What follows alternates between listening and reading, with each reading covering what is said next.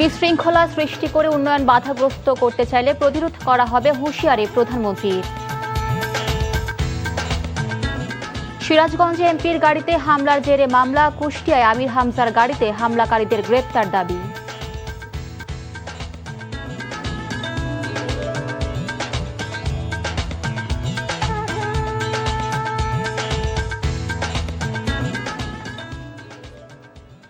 আসসালামু আলাইকুম। ইসমত মিলি স্বাগত জানাচ্ছি এনটিভির দেশের খবরে। আই গেস ইউনাইটেড শিরোনাম দেখছিলেন, এবার পুরো খবর।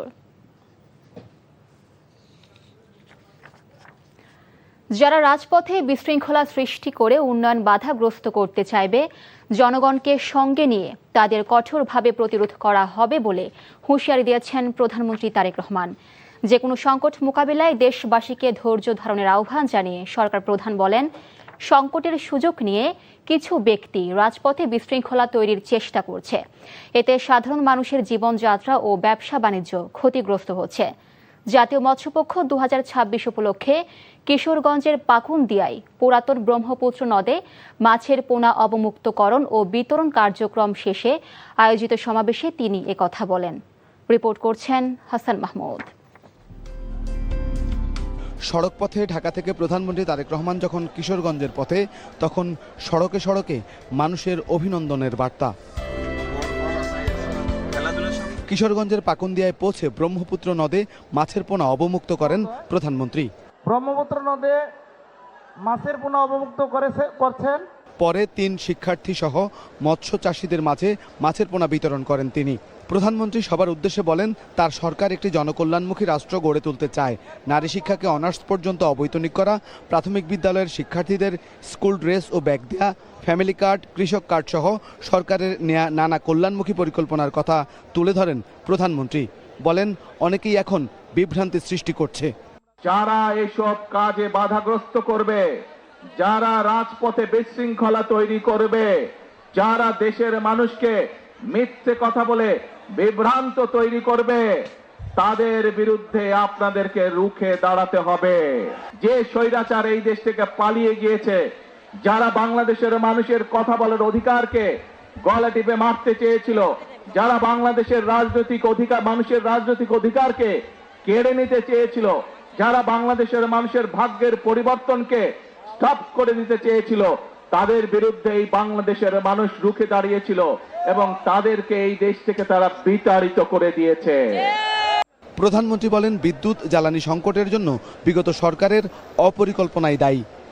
আপনাদের দল, আপনাদের সরকার দেশের মানুষের সামনে জাতীয় সংসদের মধ্যে উপস্থাপন করবে কিভাবে আমরা ইনশাআল্লাহ আগামী 10 বছর এই দেশের বিদ্যুৎ সমস্যার সমাধান করব। বিদ্যুতের সমস্যা নিয়ে এই যখন সমস্যা, এই যখন সংকট, যে কোনো সংকট যদি মোকাবেলা করতে হয়, ধৈর্য ধারণ করতে হবে আমাদেরকে। যে কোনো সংকট যদি মোকাবেলা করতে হয়, ঠান্ডা মাথায় পরিকল্পনা গ্রহণ করে ধীরে ধীরে সংকটের মোকাবেলা করতে হবে। কিন্তু আমরা দেখছি এই সংকটের সুযোগ নিয়ে কিছু সংখ্যক ব্যক্তি রাজপথে বিশৃঙ্খলা তৈরির চেষ্টা করছে। পরে কটিয়াদীতে কার্প হ্যাচারি পরিদর্শন করেন প্রধানমন্ত্রী। এ সময় মাছের পোনা অবমুক্ত করেন তিনি। আচমিতা জর্জ ইনস্টিটিউশন মাঠে জাতীয় মৎস্যপক্ষ উদ্বোধন করে জাতীয় মৎস্য স্বর্ণপদক বিতরণ করেন প্রধানমন্ত্রী। এ সময় তিনি মৎস্য খাত নিয়ে তার সরকারের নানান পরিকল্পনার কথা তুলে ধরেন। কিশোরগঞ্জের শোলাকিয়া ঈদগাহ মাঠের উন্নয়ন কাজ পরিদর্শন করে বৃক্ষরোপণ কর্মসূচিতে অংশ নেন প্রধানমন্ত্রী তারেক রহমান। সবশেষ কিশোরগঞ্জ শহরের পুরাতন স্টেডিয়ামে উদ্বোধন করবেন ফ্যামিলি কার্ড বিতরণ সহ কয়েকটি কার্যক্রম। প্রধানমন্ত্রী তারেক রহমানের নেতৃত্বাধীন বিএনপি সরকার 180 দিন অতিক্রম করছে। কতটা লক্ষ্য অর্জিত হয়েছে এ নিয়ে চলছে নানা মহলে নানা বিচার বিশ্লেষণ। তবে তারেক রহমান বললেন, কোনো অপতথ্য কিংবা মিথ্যা তথ্য দিয়ে সরকারকে বিপাকে ফেলা নয়। তার সরকার চায় জনকল্যাণমূলক রাষ্ট্র গঠন করতে, তাই সবাইকে সরকারকে সহযোগিতা করার আহ্বান জানিয়েছেন তিনি। Hasan Mahmud, NTV news, Kishoreganj.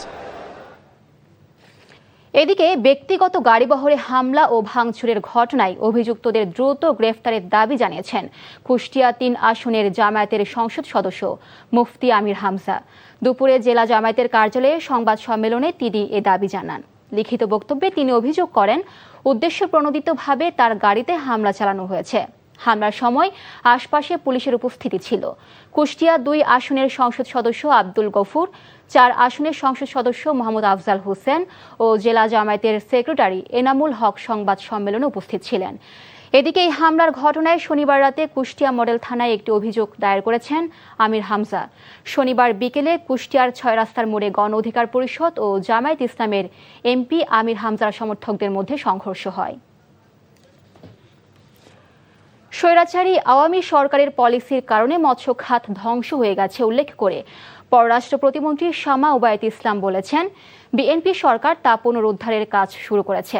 দুপুরে জাতীয় মৎস্যপক্ষ উপলক্ষে ফরিদপুরের নগর কান্দায় আলোচনা সভায় তিনি আরও বলেন, মৎস্যজীবীরা যাতে সঠিকভাবে মাছ উৎপাদন ও আহরণ করতে পারে সে কারণে ইতিমধ্যে খাল খনন কাজ শুরু হয়েছে।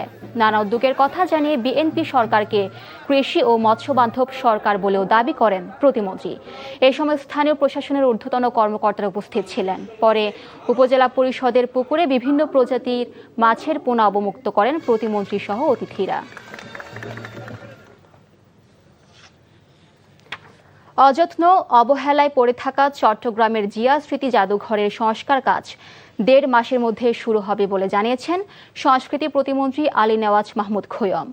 বলেন, স্বাধীনতার ঘোষক সহ যারা সম্মুখ যুদ্ধে অংশ নিয়েছিলেন তাদেরকে যথাযথ গুরুত্ব দেওয়া হয়নি। সকালে চট্টগ্রামে জিয়া স্মৃতি জাদুঘর পরিদর্শনকালে সাংবাদিকদের এ কথা বলেন প্রতিমন্ত্রী। তিনি বলেন, গণতন্ত্রের কথা বলা হলেও এই রীতি অনুসরণ না করার কারণে ঐতিহাসিক স্থাপনাটির নাজুক অবস্থা। ইতিমধ্যে বুয়েটের একটি দল জাদুঘর পরিদর্শন করেছে। দ্রুত সংস্কার কাজ শেষ করে সবার জন্য এটি উন্মুক্ত করে দেওয়া হবে। বিগত সময়ে বিদ্যুৎ খাতে নানা অনিয়ম ও দুর্নীতির কারণে এ খাত ক্ষতিগ্রস্ত হয়েছে বলে মন্তব্য করেছেন পানি সম্পদ প্রতিমন্ত্রী ফরহাদ হোসেন আজাদ। সকালে পঞ্চগড় জেলা প্রশাসক সম্মেলন কক্ষে জাতীয় মৎস্যপক্ষ দিবস উপলক্ষে আয়োজিত আলোচনা সভায় তিনি এসব কথা বলেন। প্রতিমন্ত্রী বলেন, আন্তর্জাতিক পরিস্থিতি, ইরান, ইসরায়েল ও আমেরিকার চলমান সংঘাত এবং হরমুজ প্রণালী বন্ধ হয়ে যাওয়ার প্রভাবেও জ্বালানি ও বিদ্যুৎ খাতে সংকট তৈরি হয়েছে। অল্প সময়ের মধ্যেই বর্তমান সংকট কাটিয়ে মানুষের কাছে স্বাভাবিকভাবে বিদ্যুৎ পৌঁছে দেওয়া সম্ভব হবে বলে তিনি আশ্বস্ত করেন। রাজশাহী বিশ্ববিদ্যালয়ে 2026-27 শিক্ষাবর্ষে ভর্তি পরীক্ষা 8 জানুয়ারি শুরু হবে। প্রাথমিক আবেদন আগামী 12 থেকে 27 নভেম্বর পর্যন্ত চলবে। ভর্তি পরীক্ষা 2027 সালের 8, 9 ও 16 জানুয়ারি যথাক্রমে বি, সি ও এ ইউনিটের অনুষ্ঠিত হবে। এবার রাজশাহী বিশ্ববিদ্যালয় ছাড়াও ঢাকা, চট্টগ্রাম, খুলনা, সিলেট, ময়মনসিংহ ও রংপুরে কেন্দ্রে ভর্তি পরীক্ষা অনুষ্ঠিত হবে। চাঁদপুরের মানুষালয় নামে একটি সংগঠন আত্মপ্রকাশ করেছে। উত্তর মতলব উপজেলার জামালপুর গ্রামে এর প্রধান কার্যালয় অনুষ্ঠানে প্রধান অতিথি হিসেবে বক্তব্য রাখেন উপমহাদেশের প্রখ্যাত সঙ্গীতজ্ঞ শেখ সাদি খান।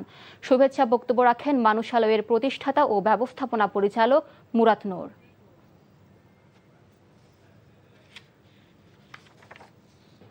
খবর শেষ করছি, যাবার আগে আইগেস ইউনাইটেড শিরোনামগুলো জানিয়ে দিচ্ছি আরও একবার।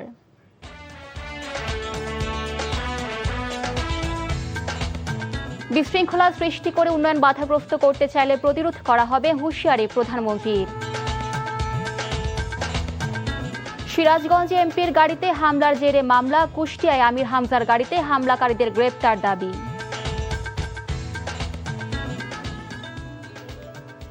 এ ছিল দেশের খবরে। এই খবরের ভিডিও সহ আপডেট জানতে ভিজিট করুন এনটিভি অনলাইন www.ntvbd.com।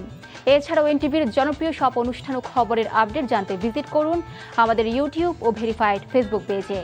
6টা ইভিনিং নিউজ দেখার আমন্ত্রণ রইল। ধন্যবাদ সবাইকে।